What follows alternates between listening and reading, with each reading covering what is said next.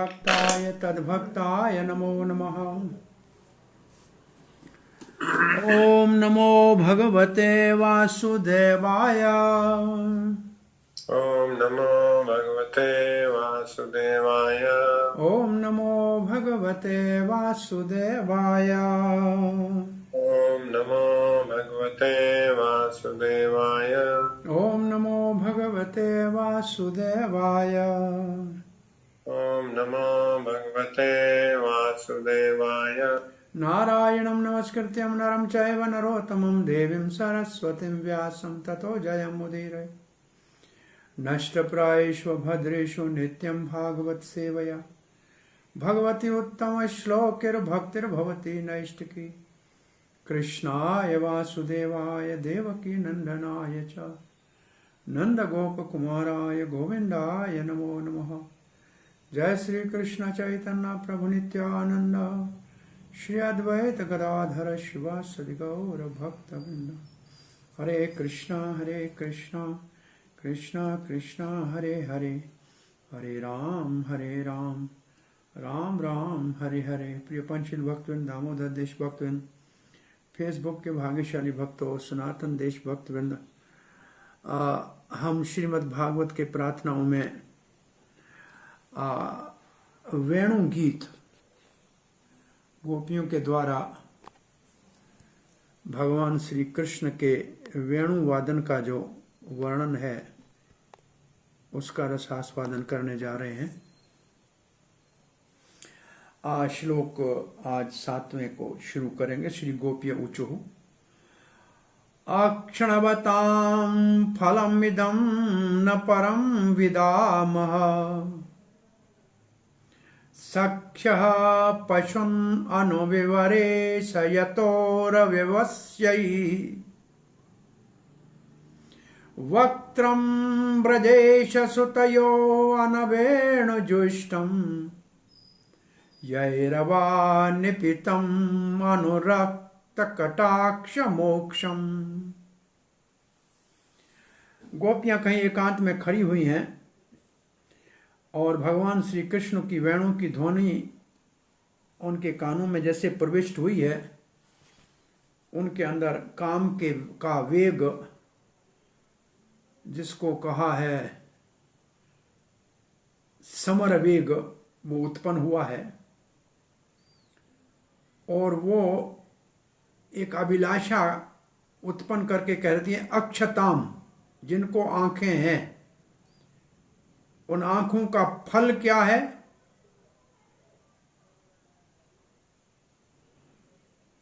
इस श्री कृष्ण के दर्शन के अतिरिक्त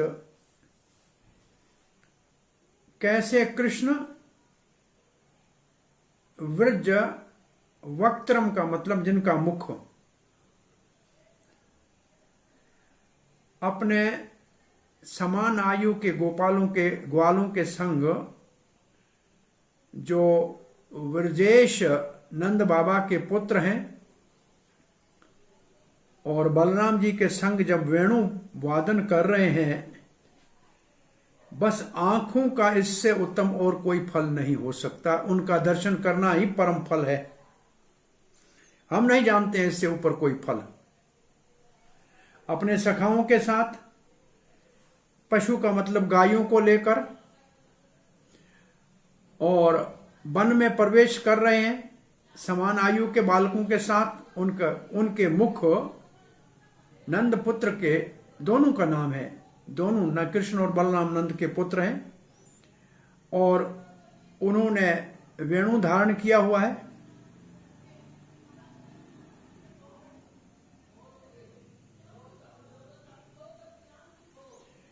और वो क्या कर रहे हैं? अपनी कटाक्ष नजरें इधर उधर जो घुमा रहे हैं, उनके मुख के दर्शन के से बढ़कर कोई और इन आंखों के होने का लाभ नहीं है।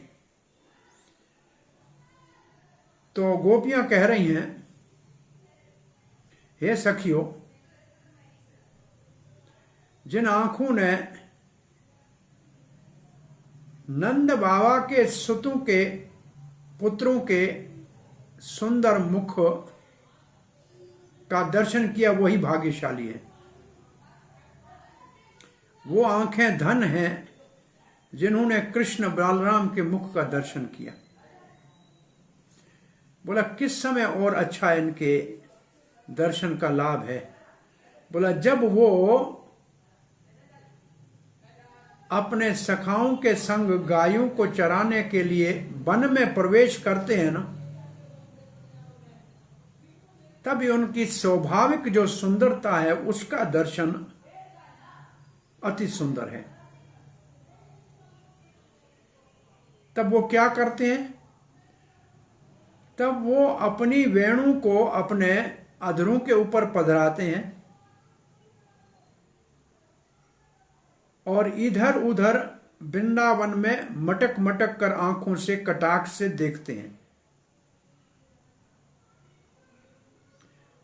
तो आंखों वालों को इनके दर्शन के अतिरिक्त और कोई अधिक फल हमको नहीं सूझता। तो इसमें गोपियों की श्री कृष्ण के गौचारण लीला में वन प्रदेश में गोपों के संग में जो कम से कम 8 घंटे से ज्यादा वन विहार करते हैं, गौचारण करते हैं, वेणु वादन करते हैं और जो सखाओं के संग जो भी क्रीड़ा करते हैं, उनके प्रति अपने घर में बैठी हुई जो उनके मन की आशा है उसको प्रकट करती हुई कह रही हैं।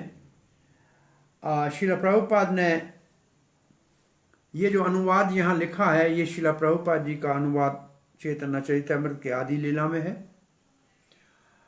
और श्रील प्रभुपाद के शिष्य लिखते हैं, विश्वनाथ चक्रवर्ती ठाकुर कह रहे हैं गोपियों के कहने का भाव ये है कि सखियों केवल घर गृहस्थी के बंधन में फंसे रहें आजीवन इस जगत में, तो कैसे देख सकेंगे वन में इस सुंदर भुवन सुंदर त्रिभुवन सुंदर त्रिभुवन कमनम तमाल वर्णम, ये तीनों भुवन में जो प्रिय है उसका दर्शन कैसे करेंगे? ये तो संसार के घर गृहस्थी के बंधनों में फंसे हुए ऐसे स्वच्छंद वन में विचरण करने वाले गोपाल को ग्वालों के और गायों के संग देखने का सौभाग्य कैसे प्राप्त होगा? भगवान ने हमको ये आंखें दी हैं, तो आइए श्री कृष्ण का दर्शन करें। और गोपियां ये जानती हैं कि हमारी माताएं अथवा हमारी सासें अथवा हमारे बड़े बुजुर्ग जो घर में हैं, वो हमारे ऐसे कृष्ण के प्रति प्रेम के भावों को तो स्वीकार नहीं करेंगे, अनुमोदन नहीं करेंगे। इसलिए वो कहते हैं अक्षणवताम फलम, अपना नाम न लेकर कि हम कृष्ण को देखना चाहती हैं, ऐसे नहीं कह रही। कह रही हैं मानव मात्र क्या, जीव प्राणी मात्र के आंख प्राप्त करने का फल केवल एक श्री कृष्ण के दर्शन का ही उद्देश्य होना चाहिए, क्योंकि भगवान सबके प्रेम के पात्र है।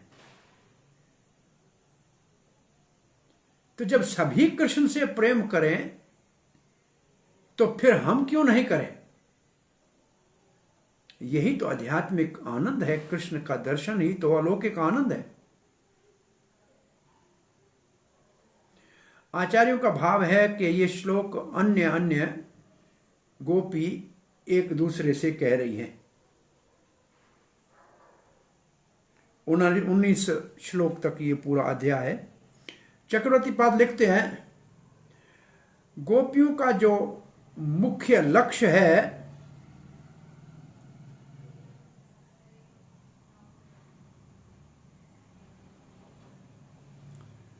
वो ये है, जो घर से बाहर निकल के वन में भगवान श्री कृष्ण के ग्वालों से घिरे हुए वन विहार में वेणु वादन का दर्शन करते हैं वही जीवन का लक्ष्य है, और हम भी उसी अमृत का पान करना चाहती हैं, ऐसे उनकी भावना है।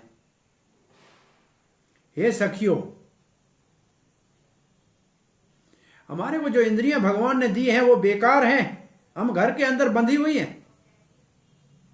आइए घर को थोड़ी देर के लिए त्यागती हैं और वन में चलती हैं, और साक्षात भगवान के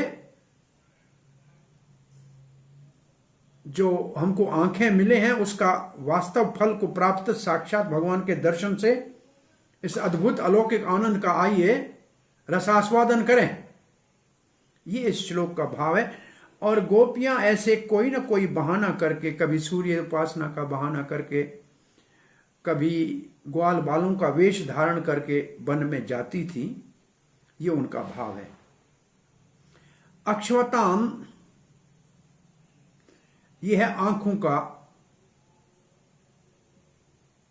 के प्राप्त करने का परम फल, भगवान के मुस्कुराते हुए मुखमंडल के ऊपर वेणु वादन का दर्शन, वो भी स्वच्छंद वन विहार करते हुए, और कोई नहीं है फल। और किसी का कोई विचार है तो वह बेकार है। यही एकमात्र जीवन का लक्ष्य है, यही विचार सत्य विचार है।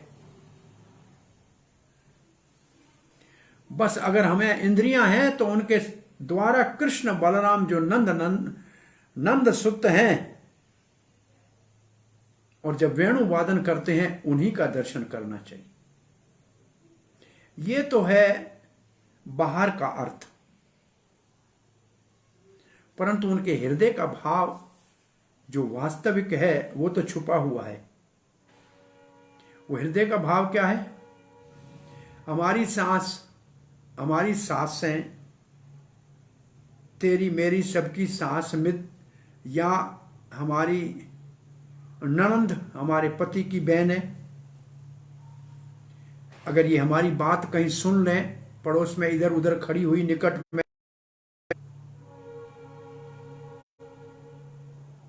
तो हमें तो चिंता है इस बात की, तो हमारी निंदा होगी। इसलिए वो कहते हैं सभी तो ब्रज में कृष्ण बलराम के सुंदर मुख का दर्शन करके रसास्वादन करना चाहिए। उन्होंने कहा है, वसुदेव ने नंद बाबा को कहा था, क्या कहा था नंद बाबा को? मेरा पुत्र बलराम भी आपको ही पिता मानता होगा, क्योंकि उनने तो जन्म से हमको देखा नहीं है। और नंद और यशोदा, बलराम उन्हीं को माता पिता मानता था, रोहिणी के संग में उनको भी माता मानता था।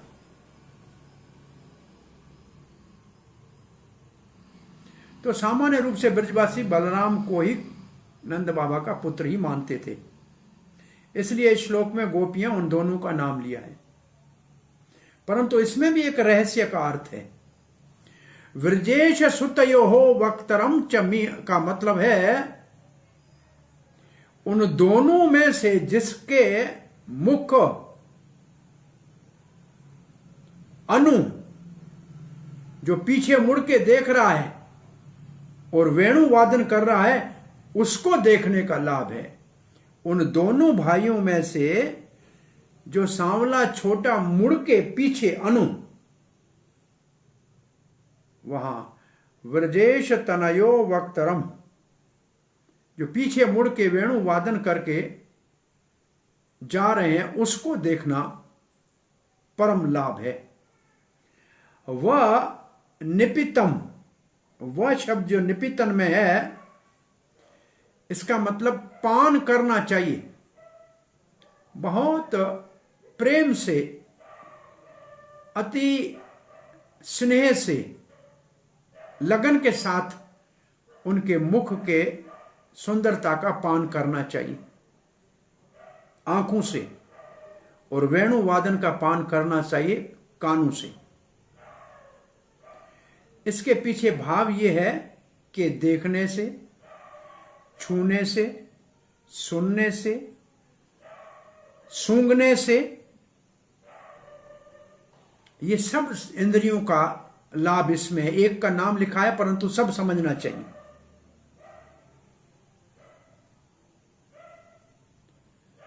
और नहीं तो इसका अर्थ है निश्चित रूप से ये सभी वन में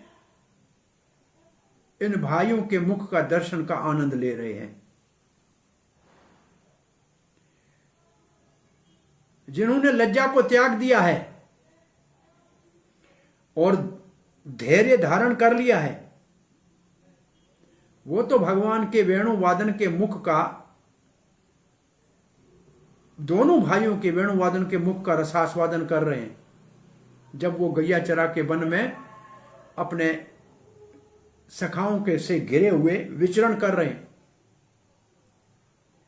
बस जो ये देख रहे हैं उनकी इंद्रियां ही सौभाग्यशाली हैं और उनका ही परम फल है जो वो प्राप्त कर रहे हैं। इसलिए हमारा ये भाव है, आज आइए हमको भी परिवार के मर्यादाओं को तिलांजलि देकर लज्जा को त्याग कर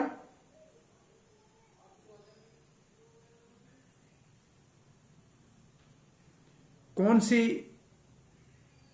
समाज के मर्यादा हैं, बोला एक लज्जा और दूसरा परवस्ता, क्योंकि ये हमारे को बस में रखते हैं, इनकी जंजीरों को तोड़ती हैं। आज चलो चलती हैं, देखेंगी, उनको छुएंगी, उनको सुनेंगी, उनको सूंघेंगी, परंतु हम कैसे कर पाएंगे? हमें तो लज्जा, हम तो बहुत लज्जावान हैं। अरे उनके मुख से जो कटाक्ष हैं, कटाक्ष मोक्षम, अनुरक्त से जो भगवान में आसक्त हैं, अनुरक्त हैं, उनके ऊपर जो वो प्रेम की दृष्टि का कटाक्ष डाल के कृपा करते हैं, वो जब आपके ऊपर पड़ेगी तब आपके हृदय में प्रेम प्रकट हो जाएगा, तब आपको लज्जा भूल जाएगी, तब आपको परवस्ता भूल जाएगी कि हमारा कोई और स्वामी है, हमारे ऊपर कोई नियंत्रण करने वाला है। तब आप केवल कृष्ण की ओर ही आकर्षित हो जाओगे।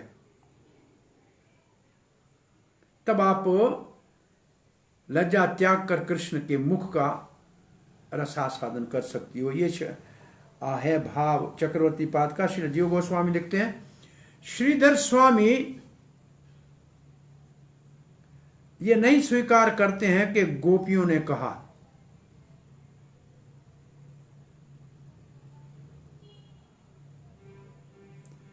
वो कहते हैं ये कृष्ण के का वर्णन है। क्यों? पहले ही गोपियां लिखा हुआ है तो ओचो आच लिखने की जरूरत नहीं है, पहले से गोपियों की बात ही चल रही है।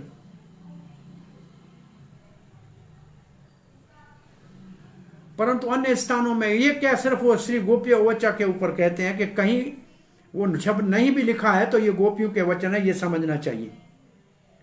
यासाम बुध्येत वाग अर्थो यासाम एव प्रसादतः गोपी प्रपद्येता या भी सह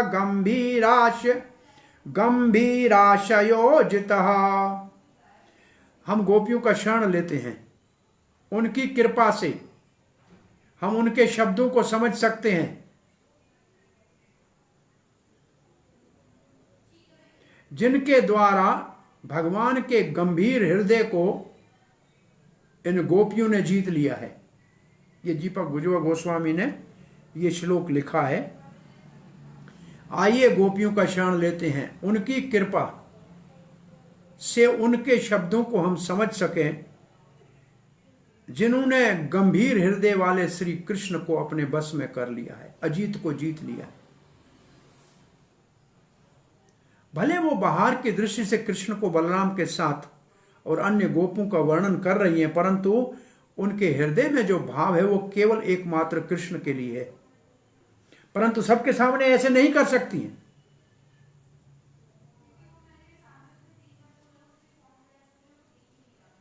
इसलिए इस श्लोक को ऐसे उदारता से सबके सामने, सबके लिए आकर्षक ऐसे कहा गया है। श्रीधर स्वामी ने लिखा है हम जानते हैं कि आंखों का यही फल है, हमें और किसी फल का पता नहीं है। अपने प्रेमी कृष्ण का दर्शन ही आंखों का फल है, और किसी को कोई फल का पता हो तो हो, हमको नहीं है। क्या फल है? निपितम, जो अनुभूति हुई। क्या फल है? जुष्टम, जो रसास्वादन किया, अथवा जिसका उन्होंने रसास्वादन किया। कब? जब भगवान के मुख का दर्शन किया, उसकी बात कर रही।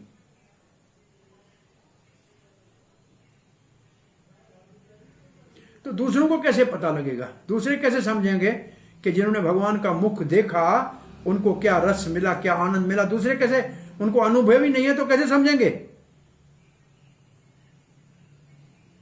अब वो यहां ऐसे वर्णन नहीं कर रहे हैं कि किसको अनुभव हुआ। वो कहते हैं जो भी भाग्यशाली है उसके आंखों का फल केवल कृष्ण का मुख दर्शन करना है,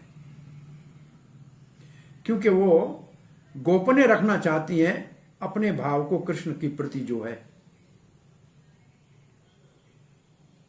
ऐसे जल्दी नाम सीधा अपने प्रीतम का लेना उचित नहीं है, इसलिए उसको गोपनीय रखती हैं।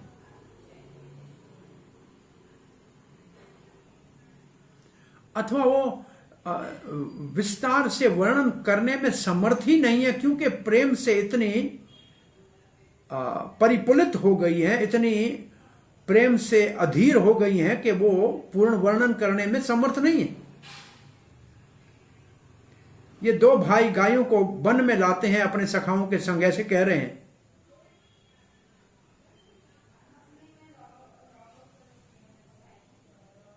और किसी समय नहीं, और किसी के साथ नहीं, अकेला कृष्ण जब ऐसे वन में होता है तब उसके दर्शन की बात कर रहे हैं।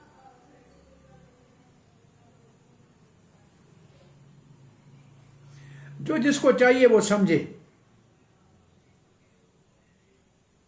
ये एक उपेक्षा की बात है। This is a sarcastic speech.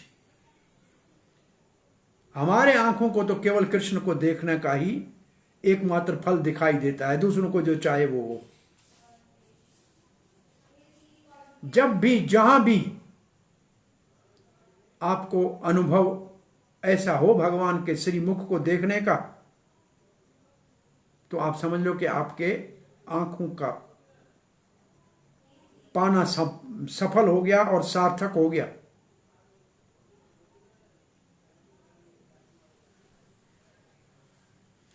ये कब होता है गोपियों के लिए सौभाग्य? जब वो शाम को गोधूली के समय ब्रज की सीमा पे गायों को आने का इंतजार के बहाने कृष्ण का दर्शन करने के लिए जाते हैं। इससे उनकी वन में जो वेणु वादन है उसको दर्शन करने की कामना है, भावना है, इच्छा है, और ये उनके हृदय में पीड़ा उत्पन्न हो रही है, असंतुष्टि हो रही है। और इन दोनों का कारण है उनका गाढ़ प्रेम। गाढ़ प्रेम के कारण उनके हृदय में विरह की वेदना है, असंतुष्टि है, और यही उनका स्वभाव है। हे सखियों, आप जानती हो ये एक दूसरे के पीछे जाते हैं दोनों भाई। नंद बाबा के दोनों पुत्र हैं। हरिवंश में वसुदेव इति ख्यातो घोषो तिष्ठति भूतले। वासुदेव इस धरती के ऊपर गायों के बीच में रहता है, और वासुदेव के पास भी बहुत सी गाय हैं। उसको भी ब्रजेश कहा जा सकता है। बलराम का पिता तो है ही, और ब्रजेश नंद बाबा को भी कहा जा सकता है। उसको ही बलराम अपना पिता मानता है। तो ये एक और बात हरिवंश से कह रहे हैं कि वासुदेव के पास गाय थी, ऐसा नहीं कि नहीं थी। और ये हमको इससे भी पता लगता है कि वसुदेव ने 2 लाख गाय के 20 लाख गाय कृष्ण के जन्म के समय संकल्प किया था, और कंस के कारागृह से जैसे मुक्त हुआ बाहर निकल के उसने वो गौदान किया। और ये तो वसुदेव ने ये श्लोक कहा था, भ्रात्रा मम सुतः, ये मेरे भाई नंद, वसुदेव कह रहे हैं, मम सुतः, मेरा जो पुत्र है, कचन मात्रा सह भवेद विरज भवद विरजे, वो तो अभी आपके साथ ही रह रहा है, तातम भवंतम मनावनो भवद भवदाभ्यम उपलालितः, क्योंकि आप और आपकी पत्नी उनका लालन पालन कर रहे हैं, तो आपको ही माता पिता समझता होगा। वो अपनी वास्तविक माता रोहिणी के साथ तो रह ही रहा है, परंतु आपको अपना माता पिता समझता होगा। और बलराम जब विरज में आते हैं द्वारका से, ये 10:65 में आएगा, तब कहते हैं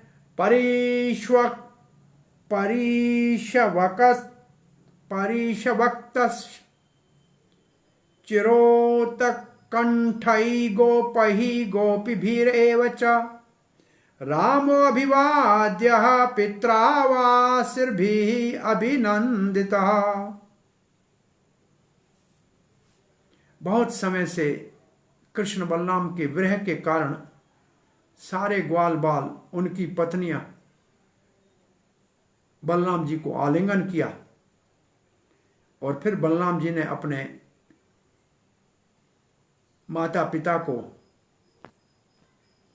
आदरपूर्वक प्रणाम किया और उन्होंने उनका स्वागत किया।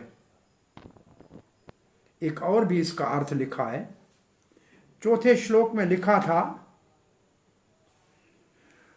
चौथे श्लोक में कृष्ण को प्राप्ति की इच्छा गोपियों की थी,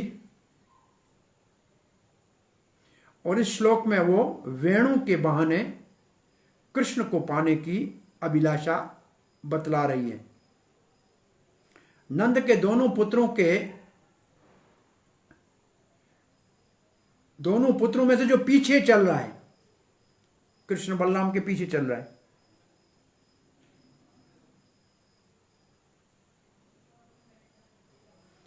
और वेणु अपने अधरों पे धारण किया हुआ है और उसका रसास्वादन कर रहा है,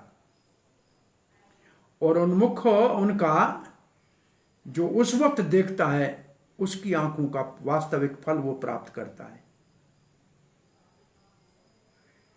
कृष्ण तो मुरली मनोहर के नाम से बहुत प्रसिद्ध है, और बलराम के पीछे चलते हैं, उनके तो छोटे भाई हैं। और यहां जो वक्त्र शब्द है वो एक वचन में है, दो वचन में नहीं है। पुत्र तो शब्द है नंद के दो वचन में, परंतु मुख है एक वचन में। इसका अर्थ है गोपियां केवल कृष्ण के मुख की बात कर रही, और आंखें निपतिम निपीतम, पी रही है, निरंतर पी रही है कृष्ण के मुखारविंद के दर्शन का अमृत। कैसा है भगवान का मुख? चंद्र के समान है। जैसे चंद्र अमृत बरसाता है, ऐसे कृष्ण चंद्र के मुख के अमृत का पान कर रही हैं। वही का मतलब, ये तो प्रसिद्ध बात है। अथवा उनका मुख जो है, उनका सेवन, जुष्टम, उन मुख की सेवा करता है वेणु निरंतर।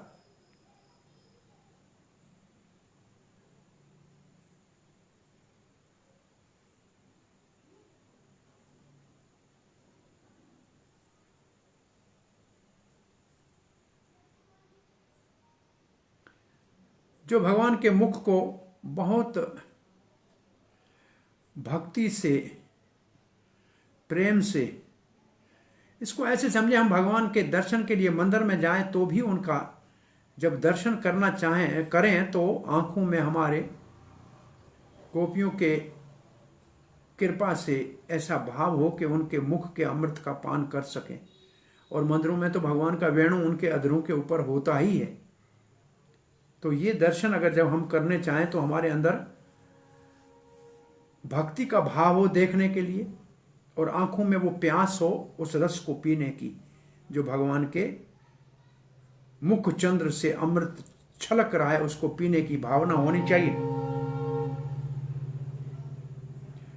और जब भगवान वेणु वादन करते हैं तब मटका मटका के आंखें कटाक्ष करते हैं, कभी इधर देखते हैं कभी उधर देखते हैं। किसको देखते हैं? जो उनसे प्रेम करते हैं।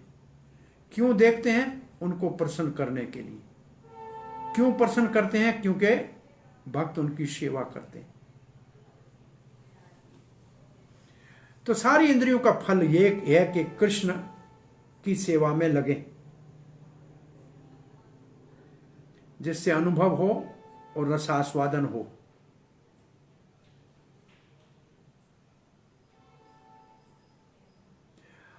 और इसका अंतरंग अर्थ ये है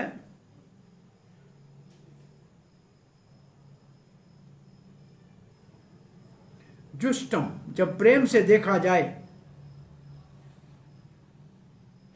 और भगवान के मुख के अमृत को पान किया जाए, तो मुख में कहां अमृत अधिक है?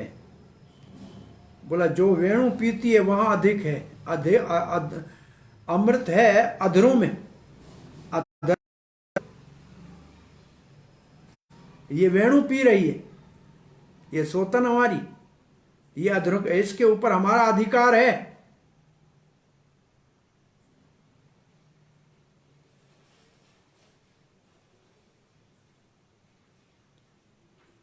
तो चख नहीं पा रही हैं आगे, क्योंकि उनके गले रुंध गए हैं, आंखों में अश्रु आ गए हैं। केवल कृष्ण के स्मरण से उनके अष्ट सात्विक भाव प्रकट हो गए हैं। और सुखदेव गोस्वामी भी बहुत गंभीर प्रेम के साथ इन उन्नत रागात्मिक गोपियों का वर्णन करने जा रहे हैं। श्री सनातन गोस्वामी पाद लिखते हैं,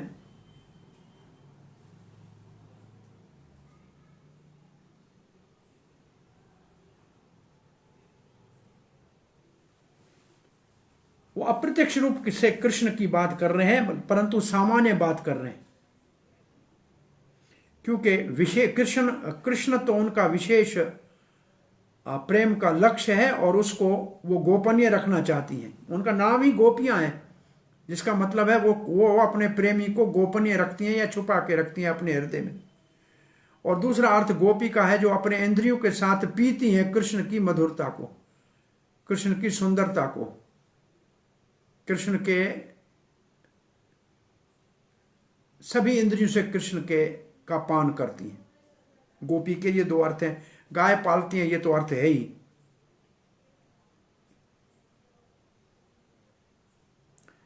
प्रत्यक्ष रूप से कृष्ण के प्रीति को वो सबके सामने नहीं कह सकती। और उसका एक कारण है कि अति प्रेम के कारण भी ऐसे नहीं कर पा रही है।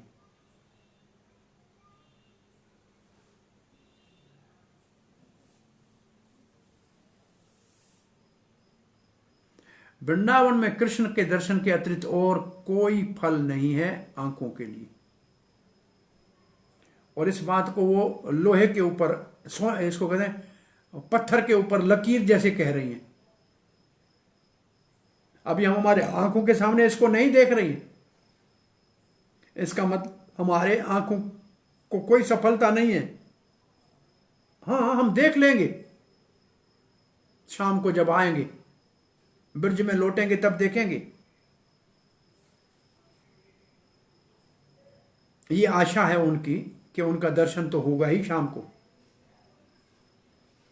असंतुष्टि से जो उनके हृदय में पीड़ा उत्पन्न हो रही है, वो गाढ़ प्रेम के कारण हो रही है, और ये उनका स्वभाव है।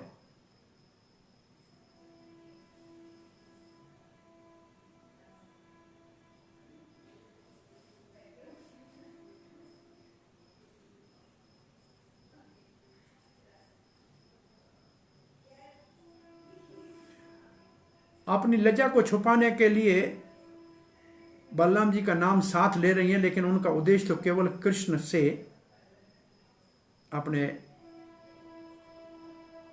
माधुर्य के प्रेम को प्रकट करने का है।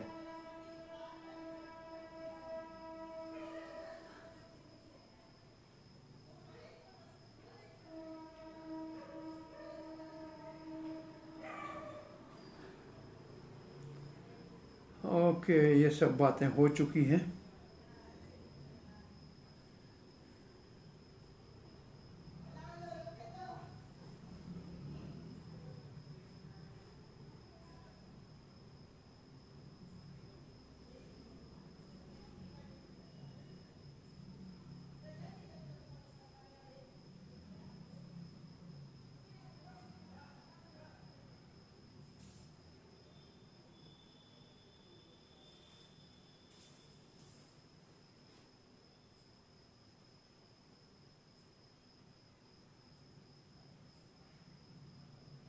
ओके, आगे का श्लोक पढ़ते हैं।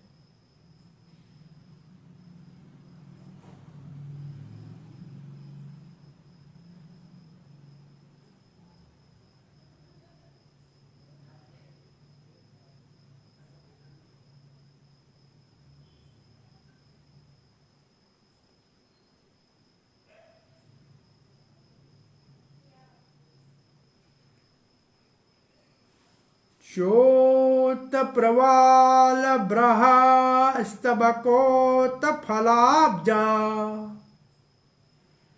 मालानुप्रयुक्तः परिधान विचित्र वेशौ मध्ये विरेजतो अलम पशुपाल गोष्ठ्यां रंगे यदा नटवरौ कवच क्वच्चः गायमानो।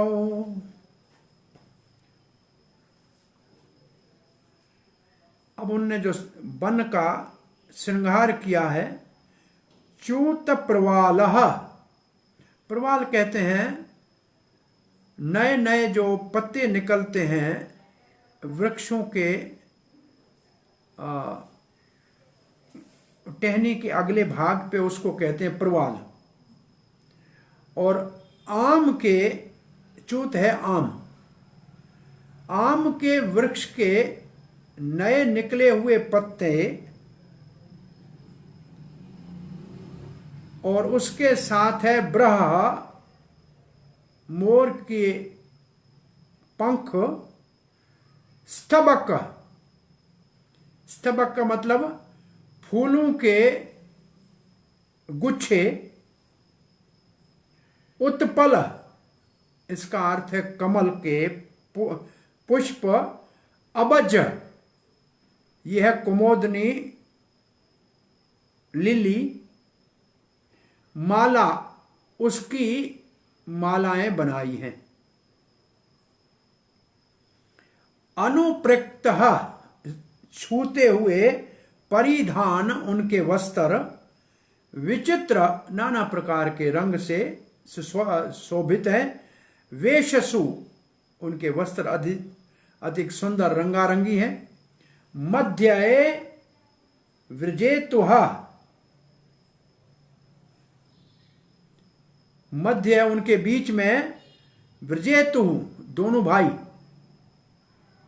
चमक रहे हैं, अलम, हाय वाह, पशुपाल, गोपाल, गोष्ठ्याम, अपने संग में हैं सारे, रंगे, जैसे कहीं कोई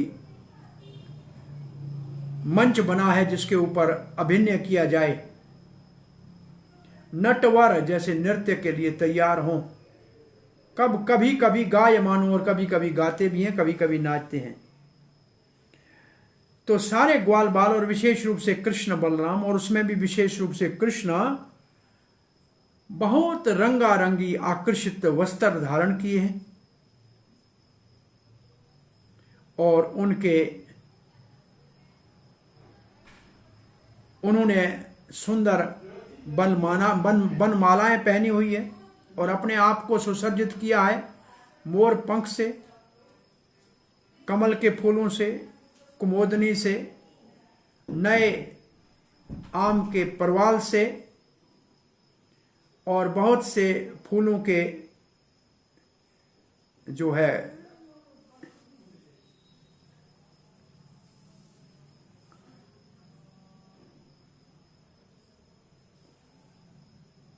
कुछ फूल इकट्ठे करके उनको साथ में बांध के वो धारण किए हुए हैं कृष्ण बलराम।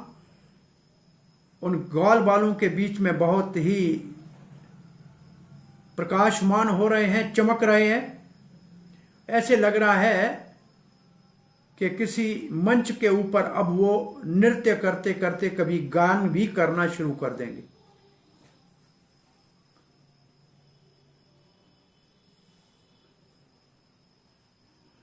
तो गोपियां अपने गीत को आगे बढ़ाती हैं जैसे वो कृष्ण की लीलाओं का स्मरण करती हैं। गोपियों की इच्छा वन में जाने की है। वहां भगवान श्री कृष्ण ये गौचारण की ग्वाल बालों के साथ लीला कर रहे हैं।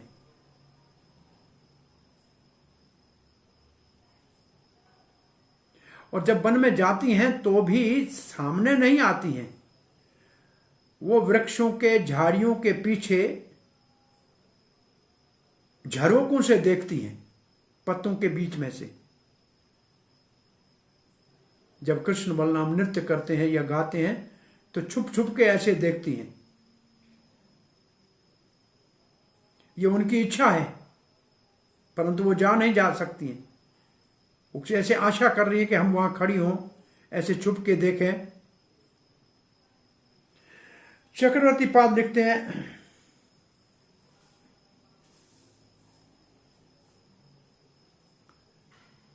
क्या करें, बदनामी हो जाएगी, नहीं जा सकती। हमको कैसे भी जाना चाहिए, ऐसे विचार कर रही। नहीं, वो बलदेव के साथ है, हमारे जाने का लाभ नहीं होगा, उसके सामने तो संकोच होगा।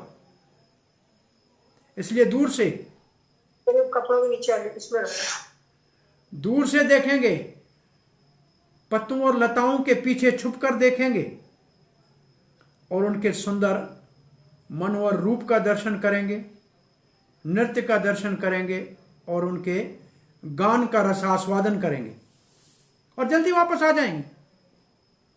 यह है उनके हृदय का भाव। च्युत प्रवाल का मतलब आम के नए पत्ते और मोर पंख, ब्रह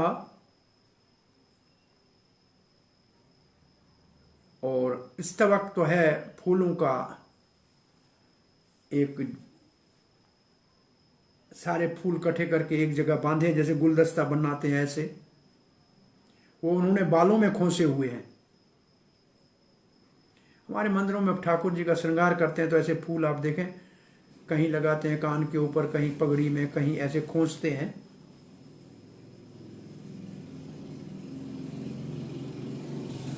और दोनों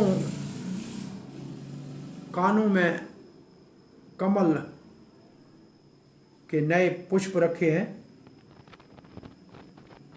सीधे हाथ में एक कमल को ऐसे हिला हिला के आनंद ले रहे हैं और गले में वनमाला पहनी हुई है। सुंदर लाल, पीले, हरे सब प्रकार के मधुर रंगों से सुसज्जित वस्त्र कृष्ण बलराम ने नटवर जैसे पहने हुए हैं।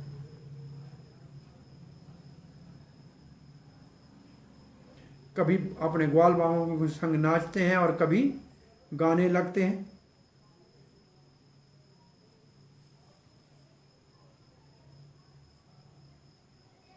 दूसरे गाते हैं तो उनकी सराहना करते हैं, उससे संतुष्ट हो जाते हैं और बहुत बड़ा आनंद लेते हैं अपने सखाओं के संग ऐसे क्रीड़ा करने में। तीनों लोगों में उनके समान कोई नहीं ऐसे गाता है, ऐसे कहते हैं। हमारे समान और कोई नहीं गाता है, ऐसे कहते हैं।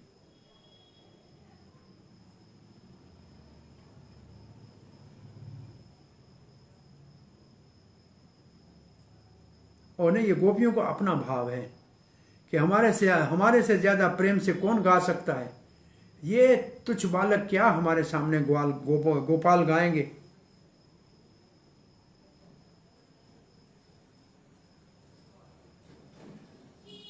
तो श्री जीव गोस्वामी लिखते हैं, उनको संदेह है कि हमारे अंदर के भाव को कोई समझ न जाए, इसलिए इस दूसरे श्लोक में वो कह रही हैं, थोड़ा सा छुपा रही हैं, लेकिन तीसरे श्लोक तक जाते जाते उनका प्रेम अंदर छुप नहीं पाएगा और बाहर प्रकट हो जाएगा। और चौथे श्लोक से आगे फिर वो कुछ हद तक, कुछ सीमा तक अपने प्रेम को छुपाने में सफल होंगी। उन्होंने अपने सर के ऊपर पगड़ी में श्रृंगार किया है सुंदर पुष्पों का, और मोर पंख और आम के प्रवाल डाले हैं।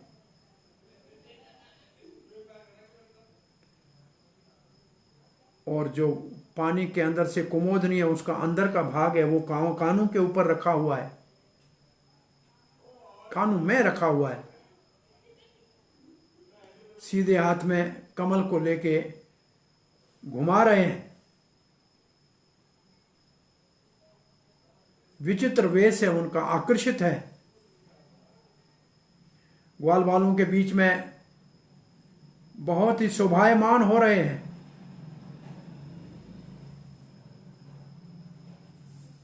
ऐसे लगता है ये दो नटवर हैं जो सबके बीच में नृत्य करेंगे। इसका भाव यह है कि हम भी उनके साथ नृत्य करेंगे और रस आस्वादन करेंगे, सुख लेंगे। और जब दूसरे ग्वाल बाल वाद्य बजाएंगे, नहीं तो फिर नाचने का क्या सुख है।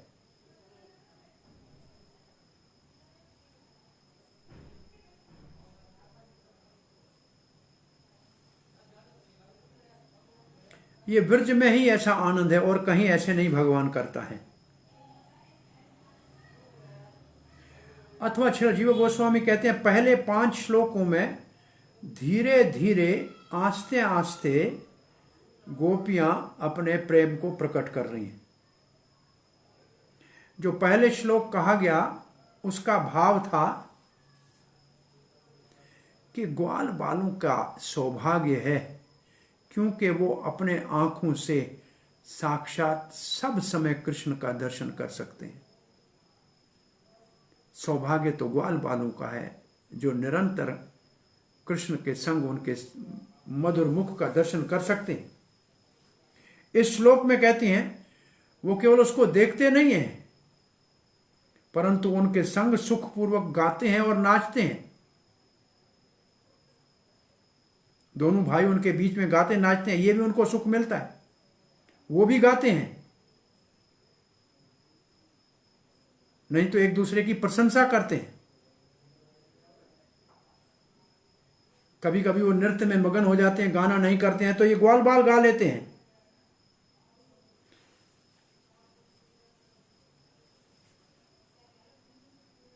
और कृष्ण बलराम जब गाते हैं, बोलता हमसे अच्छा कौन गा सकता है, और कौन गा सकता है उनसे अच्छा। तो जो हमें अच्छे हैं वो गाना चाहिए। ये है उनकी लीला, और क्रीड़ा करते हैं ऐसे। ये ग्वाल बाल बड़े भाग्यशाली हैं, और हम गोपियां बड़ा दुर्भाग्य है। हम उनके संग ऐसे खुले में संग नहीं कर सकते, क्योंकि समाज क्या कहेगा, परिवार क्या कहेगा, लोग क्या कहेगा। ये असल में उनके भाव से प्रकट हो रहा है। ये बातें आगे के श्लोकों में और स्पष्ट हो जाएंगी।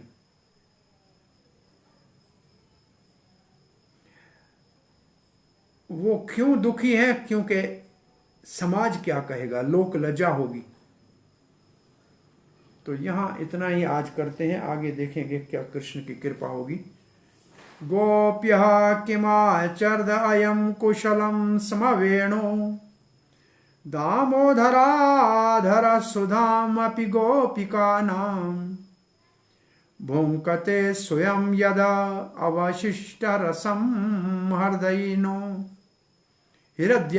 हृद्यन्नयो हृष्यत्त त्वचो अश्रो मुमुच्चः तरवो यतार्य।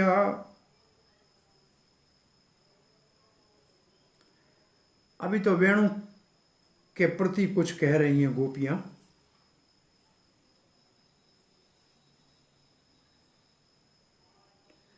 इस वेणु ने तो बड़े पुण्य किए हैं, तब भगवान के अधर्मनाथ को स्वतंत्र पान कर रही है और कुछ छोड़ती भी नहीं है हमारे गोपियों के लिए। और ये वास्तव में है हमारे लिए, परंतु ये पी जा रही है। इस वेणु के जो पूर्वज बड़े इनके बाप दादा हैं, वो तो हैं ये बांस के पेड़। वो आनंद में आंसू बहा रहे हैं। और इनकी माता है ये नदी जिसके किनारे ये उगते हैं, वो आनंद में उसमें लहरें उठ रही हैं, क्योंकि वो नदियों में कमल खिल रहे हैं। इसका अर्थ है उनको रोमांच हो रहा है। ये अपने भाव हैं जो वो वातावरण के ऊपर डाल रही हैं। इसका आनंद लेंगे अगली बार। हरे कृष्णा। कल श्रील प्रभुपाद की जय। हरे कृष्णा। हरे कृष्णा। और किसी का कोई प्रश्न जिज्ञासा है?